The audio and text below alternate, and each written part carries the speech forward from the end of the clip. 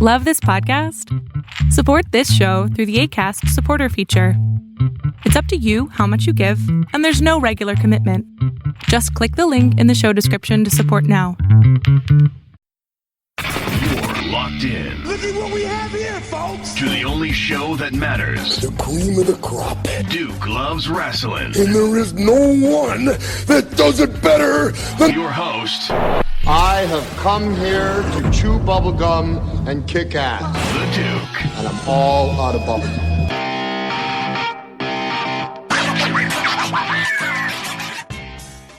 What's up, everybody? This is the integrator, Malik Bosede, a.k.a. Bosede Two Belts, one half of your Pro Wrestling 2.0 Tag Team Champions and your open weight champion at Go Wrestle.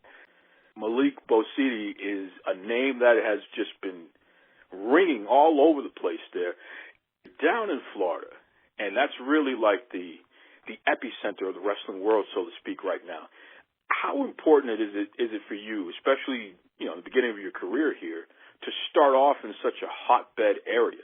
Florida in itself, like you said, is very known for wrestling, definitely a hotbed. It's important to me because of the networking and connections that I've made. I met a lot of known names in the business, got to work plenty of good matches with people in the business that's just as hungry as well. It's just motivation to be here. I mean, we have NXT here in Orlando.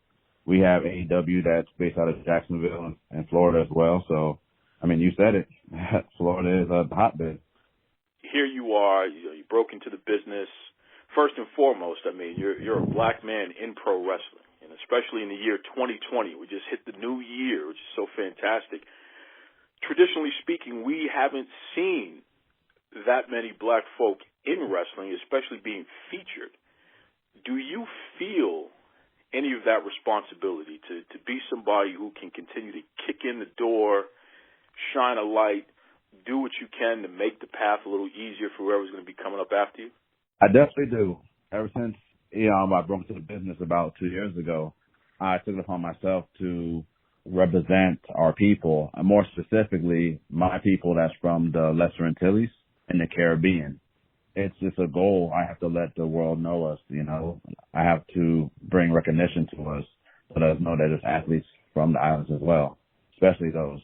And that's something else. I mean, you talk about the West Indies. I got to be honest with you. I can name maybe two handfuls of pro wrestlers off the top of my head who come from the West Indies, and that's really not that much. I'm talking about over the past 35, 40 years here. Right. Have you run into many wrestlers from the West Indies since you've been in the business here? I've ran into a good amount, which they're exceptional wrestlers. Some of them are from Jamaica. Big shout out to y'all. I have much love for Jamaica. In the Caribbean itself, Puerto Rico itself, would produce a lot of top tier talent. But my thing is breaking into businesses, as good as those two places are for producing workers in the business, I want to shine a light into the southern part of the Caribbean, which would be St. Lucia, St. Kitts, Martinique, Trinidad, Dominica, St. Thomas, the USVI actually in the whole. We have no professional wrestlers per se, and I may be mistaken, but we have no pro wrestlers from that region, and that's why I personally took it upon myself to represent us. Sure, and that's a noble cause, without a doubt. We just celebrated not only Thanksgiving here in America, but we also had Christmas from all over the world, New Year's. Talk to me about the cuisine, right? If you're back home and you're with the family there, talk to me about it. What's on the table? Man. For the Bosede household there, what's on the table for the holiday feast? Oh man, you have like salt fish, rice and peas, some ackee there, definitely a lot of vegetables and stuff. The beautiful thing about the Caribbean and the food and the cuisines is mainly grown and not really altered with the GMOs. So we really get a hearty, good meal, Oof, now you got me thinking about it. Oh, man. it's just delicious all around, you know. Sure. And I speak from experience here. My mother is from Jamaica, so I know exactly what you mean. In fact, I'll tell you something interesting here, Malik. My mother, the food that she can eat without any trouble is Jamaican food, just like you said, the ackee and saltfish, the rice and peas, the rice and beans, breadfruit, you name it. You know what I mean? She could eat that curry goat and oxtail. She could eat all that stuff all day long and not have a problem. But it's when she starts messing around with some of this processed foods and what have you, that's when, you know, her stomach can get a little upset. She feel a little sluggish or what have you. As a person who is a star athlete like yourself, how important is it for you to maintain a well-balanced diet, especially when it comes to, like you said, food that has not been genetically modified? It's of the utmost importance. I say besides rest, diet is one of the most important things to be concerned with in the business. So dieting from down there, it's really good because the foods give you natural energy. It doesn't like make you sluggish or anything like you stated previously. But up here, you know, I have to be a little more careful. So I like me personally, I tend to stay away from fast food even when I'm on the road. Like I'd go to like a local Walmart or even a 7-Eleven, I could find one, and find like some fruits or vegetables to eat to maintain myself. Very rare that I stop at a fast food. One recommendation though is never have a full stomach before going into a match. That is one of the most scariest things to do.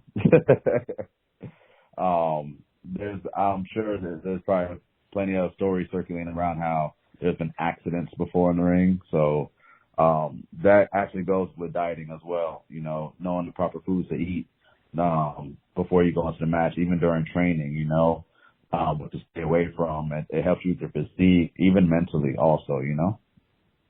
You hear that, folks? You didn't know what you were going to get.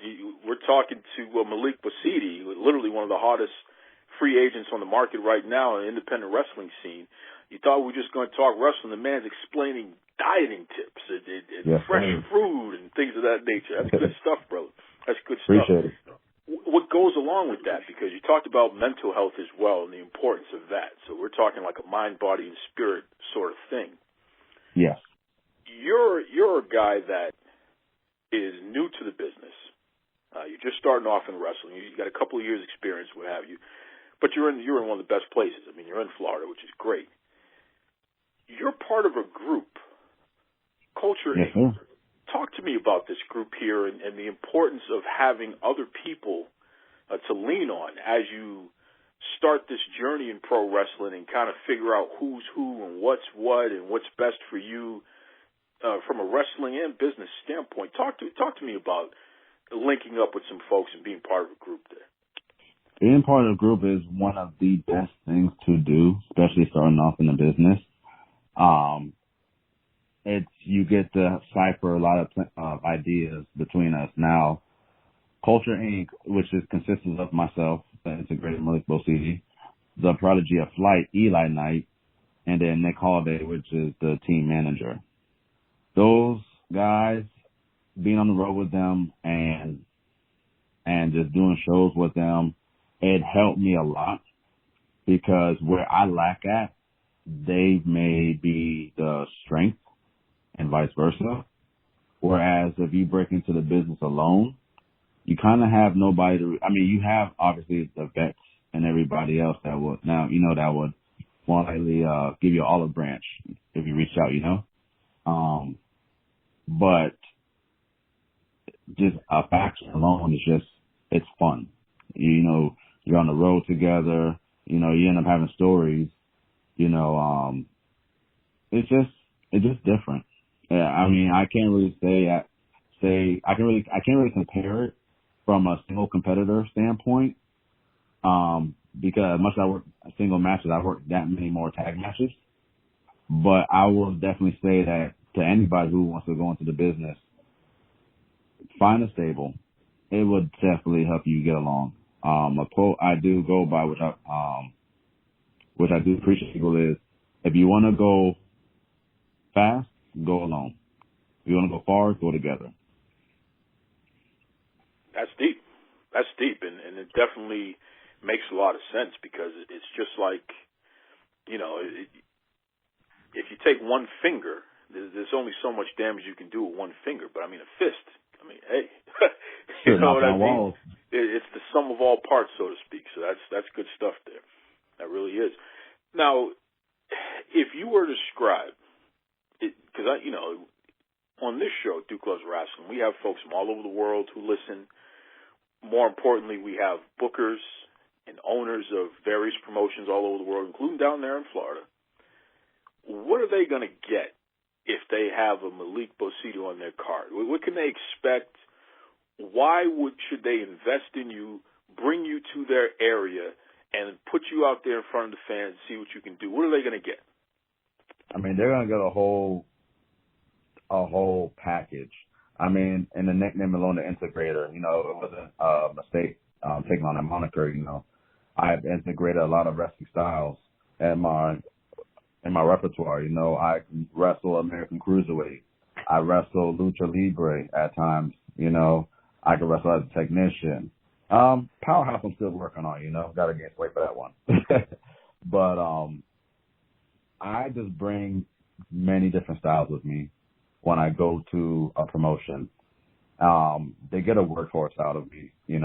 I'm gonna, no matter what show it is, no matter how many people's in the crowd is, when I go do a match, I bust my ass in that match.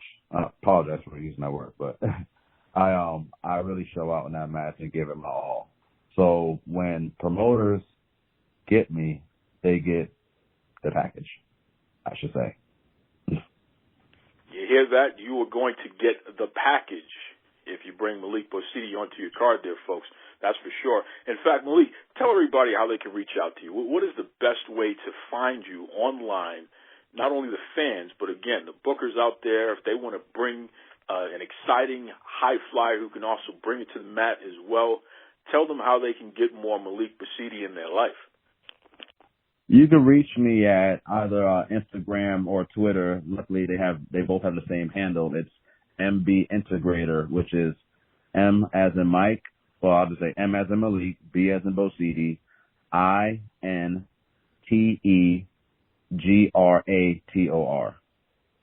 And you can also find some of my matches online on YouTube if you type in Malik Bosede.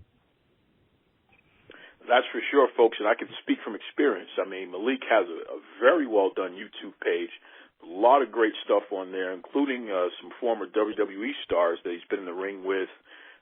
Some of your mic work is on that channel, just really, really good and complete, which, for a guy who is just starting off in the business, the fact that you have such a professional, I'll call it a resume, really, because that's what a YouTube is. You have video packages and what have you all rolled up into one in that spot. Kudos to you for that. That shows that you're taking your business very seriously and you mean it, which, unfortunately is just not enough folks like yourself. So you stick out like a sore thumb, but in a good way, and that's great, man. Listen, before I let you go, all right, tell me, when you're standing in the middle of that ring, and you got the crowd out there, and the lights, they're beaming down on you. It's hot in the building. You're in Florida, what have you.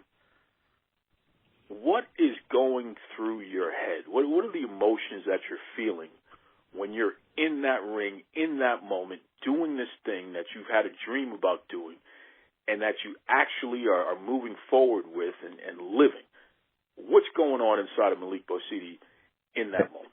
It's a mixture. I must be open with you. It's nervousness mixed with ambition and dedication.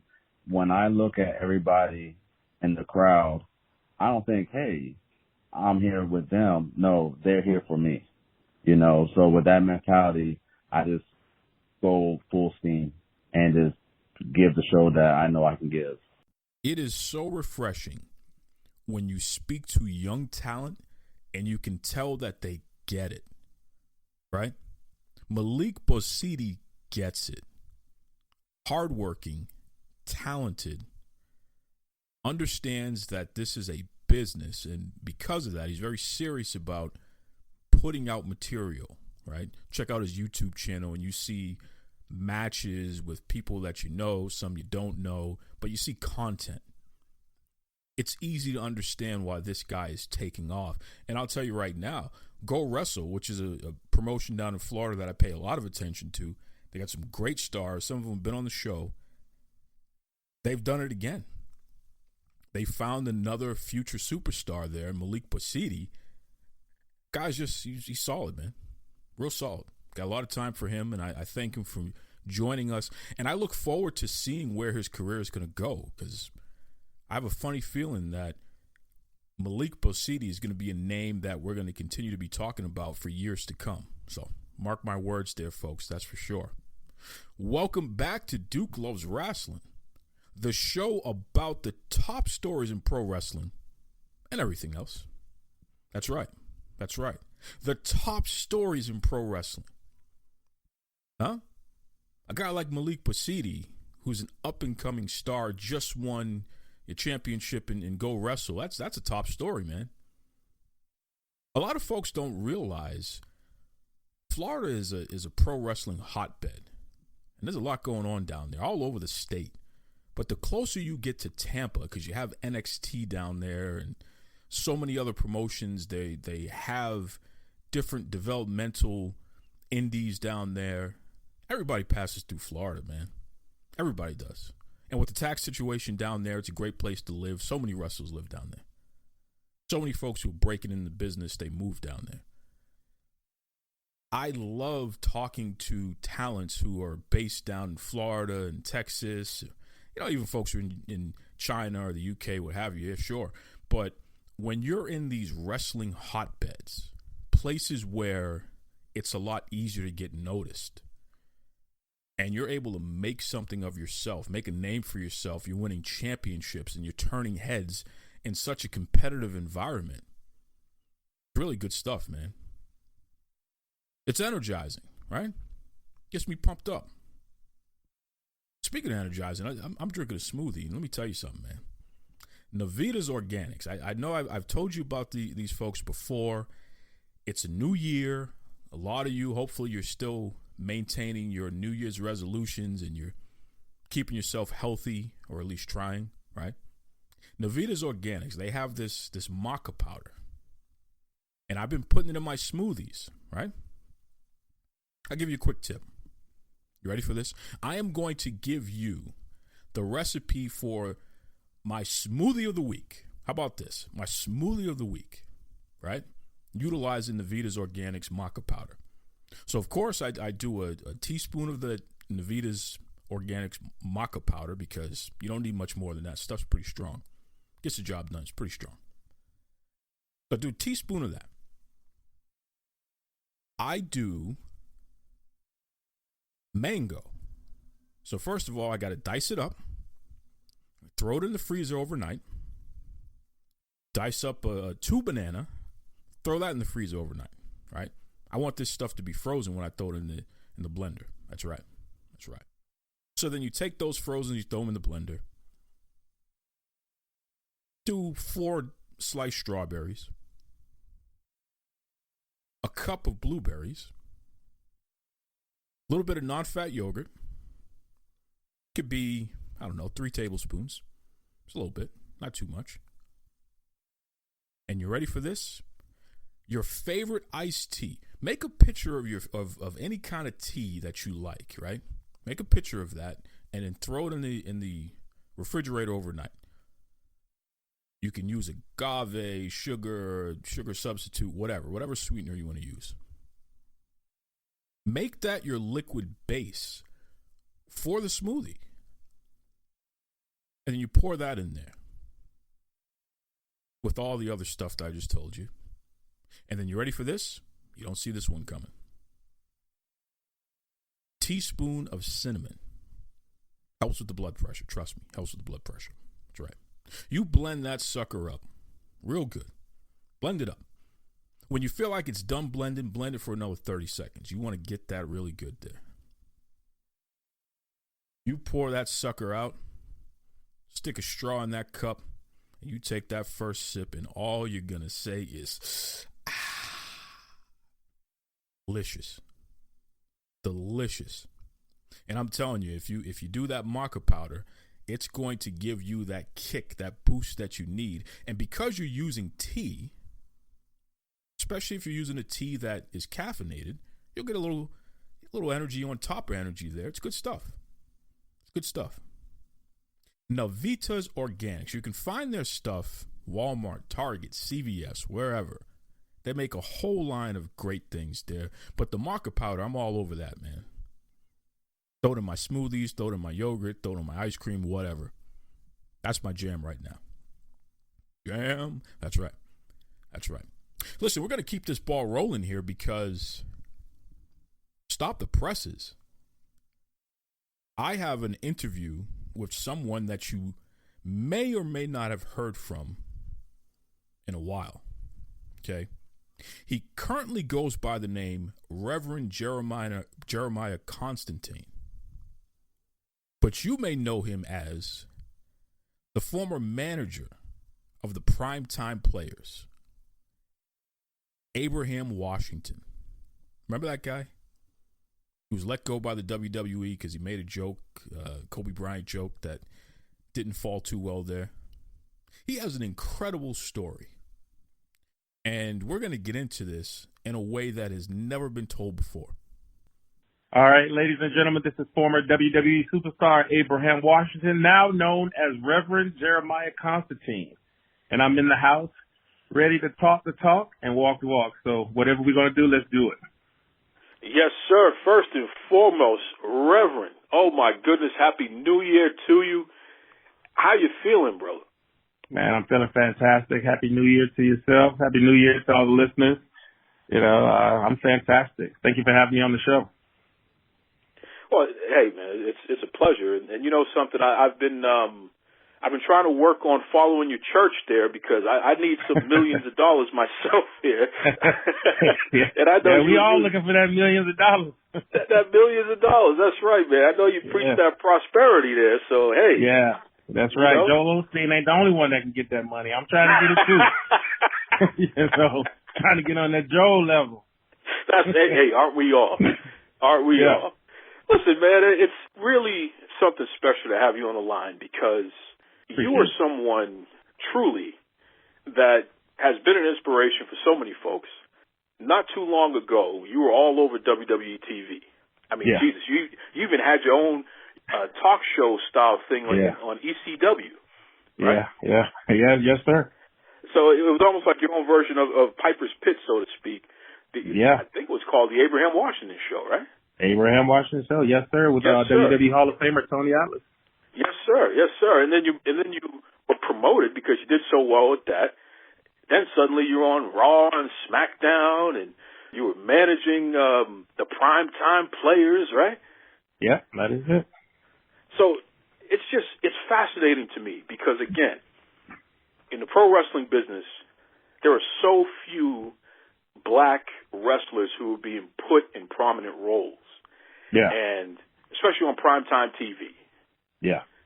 I mean, it is still a struggle, man. It's getting a little better. Yeah. Well, I mean, struggle. Yeah, I mean, if you're not, I hate to say it, but if you're not rapping, dancing, shucking and jiving and doing something, silly, it's hard to get that time, man. Unless you're like super jacked like Bobby Lashley. But, I don't see too much of it. No, not at all. Not at all. And that's what made, you so special, seeing you on TV so much, is because here you were, this highly intelligent brother who has a gift of gab, and people really responded to what you had to say, man. And it was special because it's like, well, damn, I think I can do that. You know what I'm saying? Like you said, I may not ever be as jacked as Bobby Lashley, but this dude is clever as hell. He's using his mind, which is still entertaining the folks and is bringing them in, and that's why you kept moving up. I'm not the type of person to just want to bash the WWE continuously. I respect them. They gave me the opportunity and a bit of a platform to do what I was able to do, and I'm grateful for that. But looking back, there were some issues, but to anyone that I was able to inspire or to make want to pursue a position or something in professional wrestling, you know, I'm happy that I could do that for them. Well, you certainly did. There's no two ways about it. I mean, there's a whole generation of people that saw themselves in you, you know, on a weekly basis on television, and it's really something special. Rev, we talked offline, and one of the things that I was very adamant about, and the reason why I wanted to bring you on the show, you were a controversial figure because that's my middle name, Jack. What a surprise. Yeah. You were somebody, once again, that was being featured so prominently because you were doing such a great job. You earned everything you got. Nothing was given to you. You it was not. absolutely deserved and earned all that you got. Yeah. And then there was one episode of Raw. Mm-hmm. There's a match. Kofi Kingston's in there. Primetime players, Darren Young and Titus O'Neil. Mm-hmm. And you make a joke. Yeah. Something that you were paid to do, by the way. Right? Yeah. Gift the gab, funny guy, clever guy. This show is not, you know, some small-time show. It's a show that you could get a little edgy at times. That was the whole point. I'm sure these are directions being given here. Mm-hmm. But you make a joke, and you mentioned Kobe Bryant. Yeah. And things took a turn after that. Yeah, if I could say it how it happened, the shit hit the fan, you know. Yeah. Sure, and got all over at least you, unfortunately. Everybody. What was it that you said, man? What was it that you said? You know, I was referring to Titus O'Neil. You know, it was Titus O'Neil is like Kobe Bryant in a hotel room in Colorado. You know, he's unstoppable. And when I made the joke, I thought nothing of it. I thought I was fine. You know, I didn't read too much into it. Now, my reasoning behind making that joke was if Kobe Bryant had been convicted of rape, I wouldn't have made the joke, you know, because I felt like it would have been offensive, you know, but it was an alleged rape joke, which I mean, people draw the line. It's a gray area, but that was my line of thinking at the time. And I've mentioned before, my previous podcast, you know, that I had pressure from John Cena to come up with, you know, more entertaining things to say on the mic, you know, during my time out there. So that was one of the things I came up with, and unfortunately, it backfired on me. Yeah. And it didn't take long to backfire at all either, huh? No, it was immediate fire. You know, I walked back, you know, felt the heat, and had a couple of meetings, and from there, you know, I was walking on eggshells to a certain degree. But and then I do the Linda McMahon tweet, and same day I get a call saying I was released. Now, you said the Linda McMahon tweet. What was that? Oh, you didn't know about that one? No, sir. I missed that one. Yeah.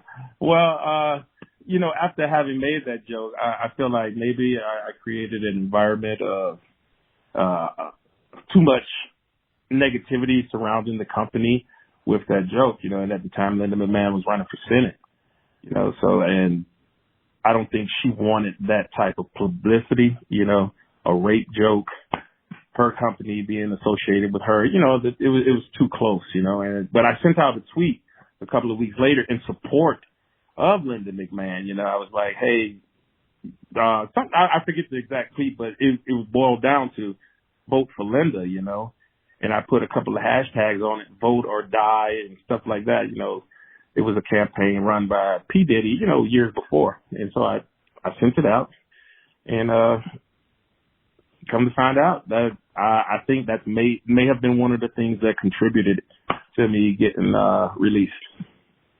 Yeah, it was just a snowball effect, I think. Ooh, yeah. Talk about a heat-seeking missile, so to speak. There. Yeah, buddy, I had it on my forehead.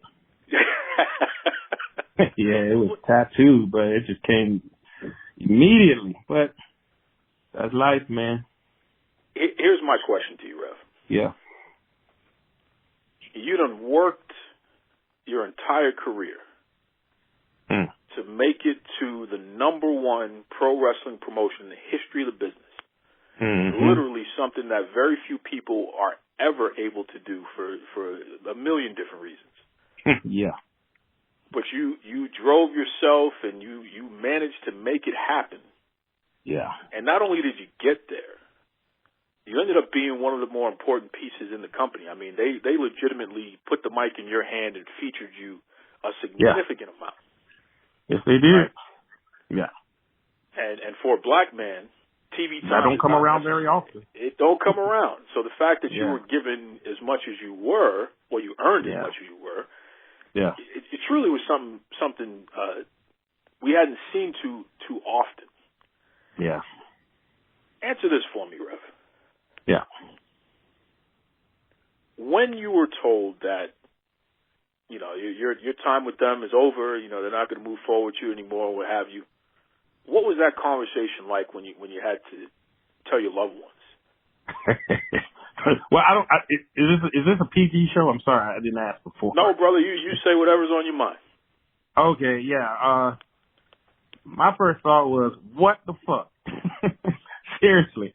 It wasn't even about telling loved ones. I was in shock. I was in the car, and I was sitting there like, what the fuck did I just hear?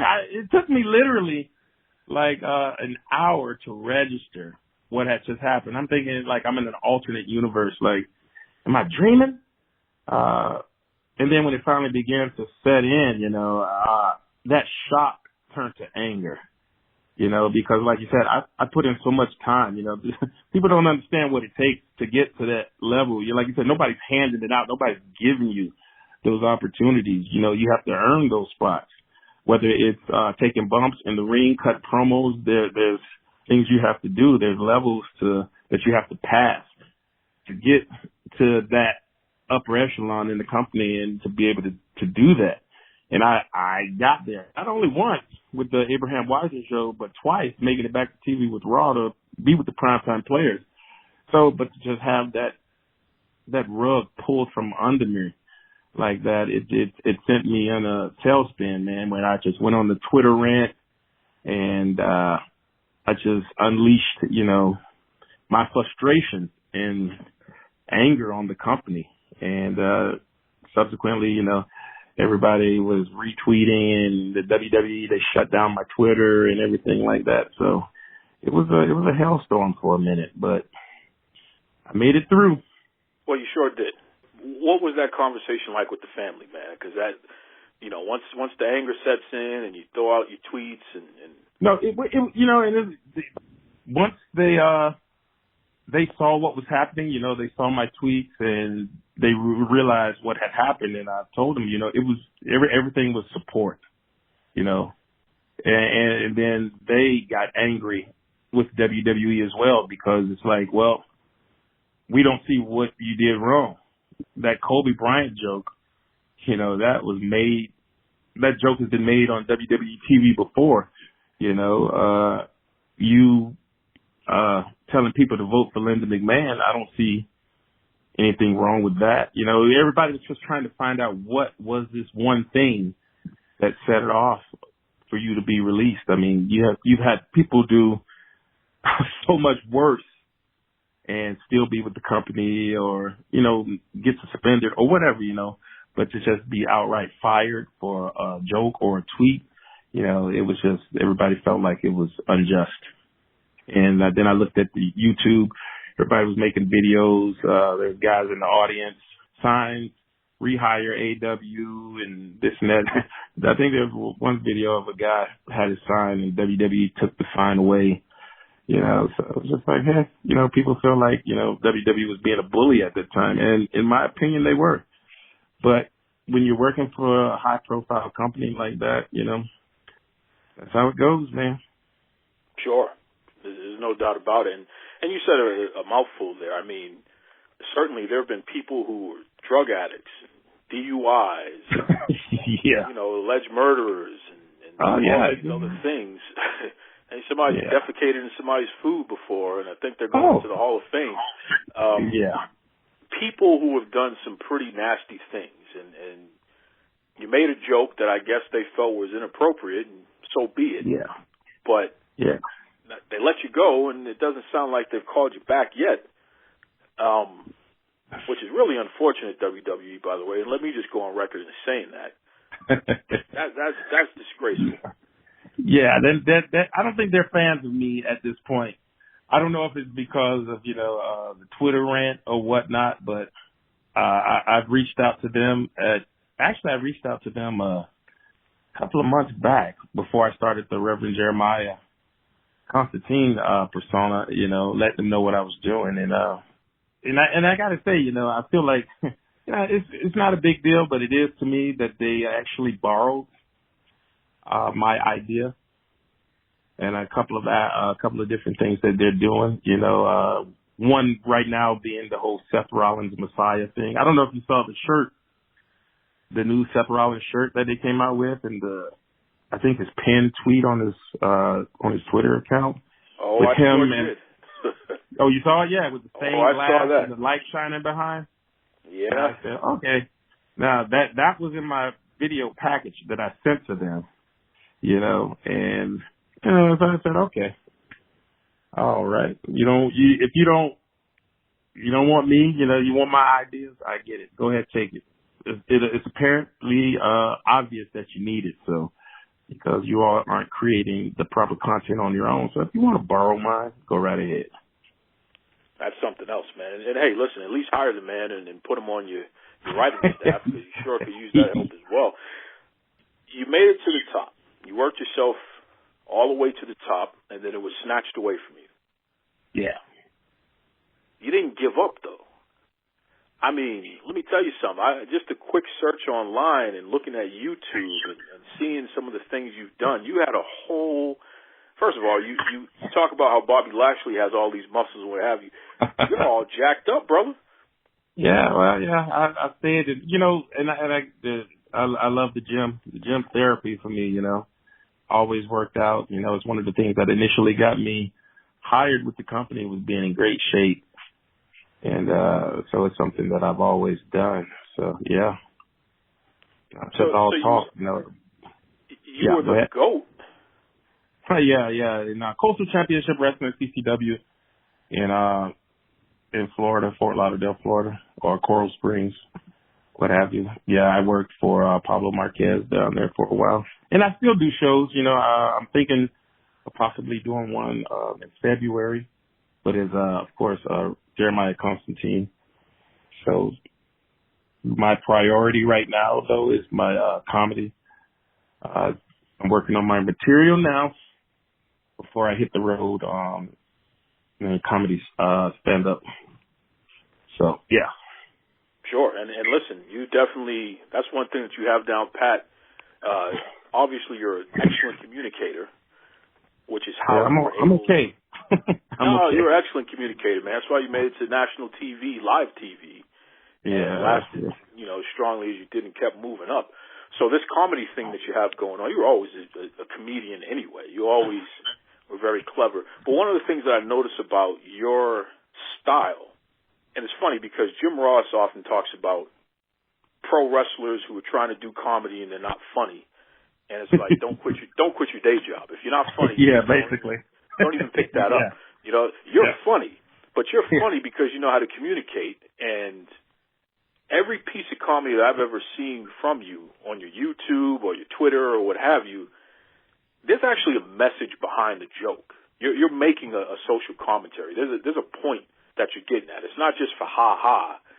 You're making a statement, which all the strong comedians in the world, and at least I've ever seen, that was always the point. George Carlin, Richard Pryor, Eddie Murphy. The point was social commentary, right? Yeah, basically, yeah, and using humor to get that message across. It's easier to do it that way. Like you attract more bees with honey. And that honey is humor, comedy, as I stood up on the platform just hollering at people, saying do this, do that, or this is what I think, nobody wants to hear that. But if you can draw them in with a punchline or two, you know, and they laugh. They laugh and they think about it like, oh, well, maybe it will affect them in some way other than just standing there yelling at a person. So if it makes you think, you know, some people respond, you know, they're cool with it. Some people are like, oh, I don't like that or this and that. You know, it's like, hey, well, as long as you think about it, that's all I ask. Sure. And I know one of the things that is being passed around a lot, you know, the top story in wrestling over the past week was third-generation star Tessa Blanchard. Oh, yeah. Just won the Impact World Championship there. She beat Sami Callihan for that. But it has come out that a couple years back, not only has she been allegedly, folks, I don't want to get sued here, not only has she allegedly been very mean and accused of being a bully to her coworkers, other women in the business, but one wrestler in particular, Rosa La Negra, allegedly Tessa spit on her and called her the N-word. Yeah. So you've addressed this, but you've done it in a very clever way. You've done some comedy skits where you've made some points. Yeah. You know, the initial thing is to laugh, but then when you really, it's like, well, damn, this dude's really saying something here. Yeah. What do you think of that whole deal there, man? And what motivated you to do your skits about it? Because out of all the things that you could be thinking about or talking about, you chose to really zero in on this and drop some knowledge on this issue here. Come from a background of my family being involved with civil rights, you know. My mother worked at the Dr. Martin Luther King Center for Nonviolence in Atlanta, Georgia. You know, at a young age, I met Coretta Scott King, Dr. King's wife, you know, and I've always had literature around. So, I mean, the struggle of African-American people in this country has always been something that has been at the forefront of my mind. So when I hear stories like that, I get pissed off to a certain degree. You would think we would be past that point in 2020 or even whenever it happened, 2018, whatever year. But I guess we're not. These things still occur. And other than going out and grabbing somebody by the neck or trying to harm somebody because of them treating you wrong or abusing you verbally, my thing is I want to use humor to draw attention to this matter. It's a shame that sister had to go through something like that. It was true, but like you said, allegedly, I didn't know any other way how to address it but in that manner. And I did it a couple of ways. You know, I put out the Name That Racist game show, which is on my YouTube channel, and also the shocking Tessa Blanchard interview where I do the voiceover. You know, and it's just to show people, you know, that, okay, what if that was really the case with her as far as doing that interview? But the thing I did with the game show is to bring light to true things that have actually happened, you know. Ric Flair calling Teddy Long a nigger. You know, Roddy Piper wearing blackface. You know, things like that. Is just, you have to, some people don't know that stuff. And it's like, when you think about it, you're like, wow. You know, that's kind of shitty. As an African American, having to go through that and still have to see these people, and then the shocker, Hulk Hogan, you know, using the N-word and then being brought back. You know, it's just like, wow, okay. There's only so much you can take, but at this point, it needs to be addressed one way or another. So I'm just using my platform to, you know, make people conscious of what's going on, and hopefully, like they say, a change will come. That's for sure. That's for sure. And I respect you for it, because in reality, you could do something else. You could go along to get along. You could, you know what I mean? Yeah. You're a man. Yeah. You've had your support, but at the same time, you stand firm as a man on your own too. So it's not like, I mean, you're taking hits for doing this. Yeah, and I'm okay with that. You know, I already took the biggest hit of all. You know, so at this point, in my mind, I have nothing to lose. You know, I'm going to speak my truth, speak my mind, and live my life. You know, I don't want to. I'm not out on a mission to just offend everybody and piss everybody off. That's not the case. Although if I feel a certain way about an issue, I will address it according to how I feel it needs to be addressed. And hopefully, we can come to some kind of agreement on it without having to punch each other in the face. We'll be civilized, man. Because the issue is still going to be there after the punch in the face. So exactly. So let's sit down at the table. Let's work this thing out, man. Tessa, if she said what she said, my only thing, if she had come out and made an apology or something, just if it did happen, the way she addressed it is like it happened, but nobody's perfect, and she just kept it moving. Like, what the fuck? No way. If it happened, if she came out and said, okay, I'm sorry, I did whatever, blah, blah, blah, and I'm working to get better, blah, blah. At least that's a start. But then you got to lay low, You just don't put a title on a person that just got accused of calling somebody a nigger. Like, what? It's like, it's rough. That's rough. And then you got to ask yourself, with Impact Wrestling, what are you communicating to the world? Exactly. What are you saying? It's like, do you support that, or you basically? I don't know, man. I can't get too much into detail. I don't have all the details, so it's like, but it's a turnoff.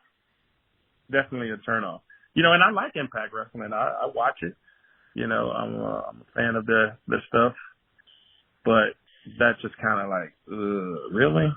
Nah, I'm good. Strange movie, that's for sure. It's a strange movie. Yeah. If they had like, yeah, go ahead. Oh no, please finish that statement. No. I was saying, if they had at least, changed that match, give it some time to breathe. Let's find out what actually happened. I think they had a press conference before and she wasn't there, for the pay-per-view. It's like they're just trying to sweep it under the rug, hide it, and hopefully it'll blow over, kind of thing, which I felt like was just like not the right move. Something happens, let's address it. Let's talk about it. Let's clear the air. Let's get things straight so we can move on and be better people. But that doesn't seem to be the case with them at this point. They're keeping it stepping. Yeah, that's just strange. Definitely strange. Yeah. As you say, strange fruit, huh? Yeah, very strange.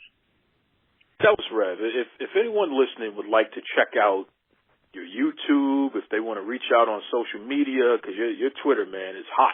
You always got something going on there that's entertaining, and the YouTube as well.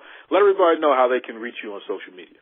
Yeah, well, on Twitter, I'm at Jeremiah Consta, CONSTA 3, the number 3, at Jeremiah Consta 3.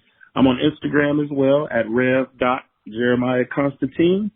And my YouTube channel is Reverend Jeremiah Constantine. I try to upload something on there weekly, sometimes it's bi-weekly, just trying to keep subscribers entertained and just mastering my craft. So please check me out if you can. Before I let you go, Rev, you got to tell me, because this is the number one question on my mind. And it's funny because a lot of folks, when I let them know you're going to be on the show, they definitely wanted to know this. Yeah. How did a man who would work so hard to achieve his ultimate goal and have it ripped away from him, how do you still stand so firm and so strong with this all these years later, man? How did you manage to not allow that to break you? Okay, here's the thing. It did break me. It broke me. It beat the shit out of me. When you hit rock bottom like that, one or two things are going to happen.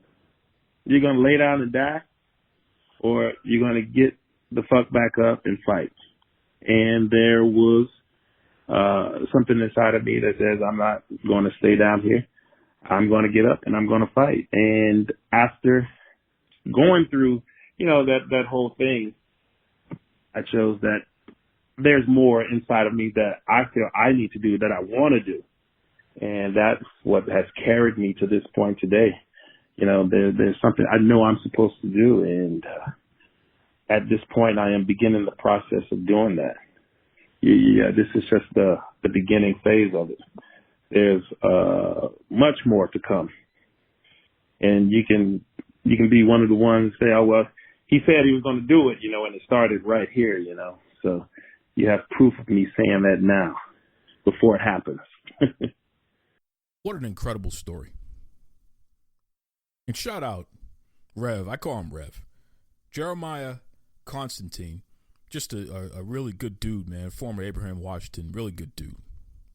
First time I talked to him, we just connected real strong, man. Because, when you talk to somebody and you understand each other, like immediately, there's no nonsense. I get this person. This person gets me. We're good. We can communicate, right? Real good dude. Hell of a story. So, it's crazy. Life is crazy. And you don't know what's going to happen next. All you can do, it's kind of funny because John Cena, John Cena just started following me on Twitter, by the way, folks. John Cena just started following me on Twitter. It's pretty interesting. Shout out to Cena, fellow masshole. He tweeted something out. He said, all you can do is do your best. And as simple as that sounds, it's the truth. Just do your best. And you may mess up, right? At least in the eyes of whoever is in charge, if you're not in charge. You may make a terrible mistake. Or you may make the greatest decision of all time. Whatever. Just do your best. Because I truly believe it'll all even out in the wash. And more often than not, you're going to come out on the other side the way that you should. If you do your best. If you do what you know is right. I believe in that. That's for sure. That's for sure. Listen, before I go, like we touched upon a little bit, that Tessa Blanchard stuff, man. I'm going to take some more time and see how this develops because I have a lot to say about that. But I'm going to let it breathe for a second. You heard someone in the conversation with Rev, but I'm going to ask you this question though. Me as a black man, if I were to go up to someone of another race, if I were to go up to, let's say, a Jewish person, and I spit on them, and I call them a racial slur, are there going to be people lining up and saying, hey, no one's perfect? Is there going to be a line of people out there defend? Are you going to defend me and say that? Probably not, right? In fact, I'd probably be locked up, probably put me in jail, labeled as an anti-Semite and all that good stuff, and rightfully so. There's no getting past stuff like that. You got to meet it head on and address it. And those who are guilty of doing such things need to own up to it. We can't get past it until you own up to it and you apologize. And don't claim growth. You got to actually demonstrate it. I'm just going to leave it at that for now, but we're going to dig into this a little deeper next week. That's for damn sure. But I didn't want to take away from a topic that is near and dear to my heart as well. Rest in heaven, Soul Man Rocky Johnson. Just found out that he passed away. Awful. WWE Hall of Famer. Really one of the top stars, especially when I was younger. Just a real amazing superstar. Worldwide recognized. Great guy. Ahead of his time, really, He's the father of The Rock, Dwayne The Rock Johnson. Shout out to the entire family and loved ones and even all the fans who grew up with the Soul Man Rocky Johnson. Just tough loss. He was young too. Early 70s. Just, you hate to see it, but if we believe that there is a better place after where we are today, then hopefully that's where he's at, right?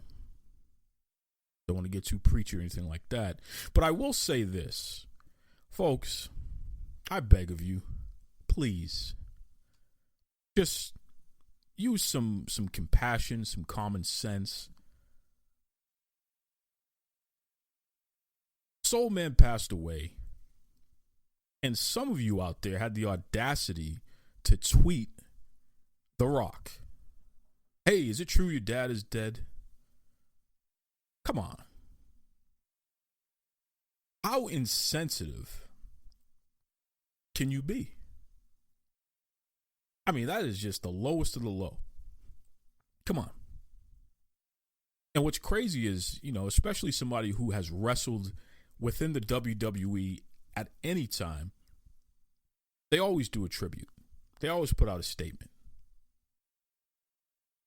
Reach out to the WWE. Anytime I reach out to WWE, they respond, right? I can send them an email. I can call, go on social media, whatever.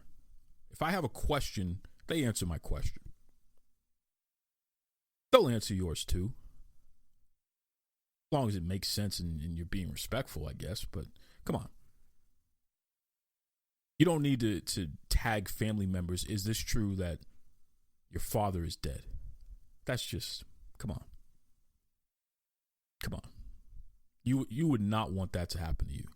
So please don't inflict that kind of stuff on others. Clearly, it's a traumatic time for the Johnson family. And don't pile on. Don't add to that trauma, please. Okay? I'm just going to leave it at that. And I want to believe that it's an innocent mistake. People just kind of jumping the gun there, not thinking. That happens. We all are guilty of our moments, myself included, especially. I'm not perfect. But I'll tell you right now, I just hope, and I'm asking, just, use better judgment. Please. So, again, Soul Man Rocky Johnson heading up to that great big ring in the sky. Listen, brother, we'll see you on the other side.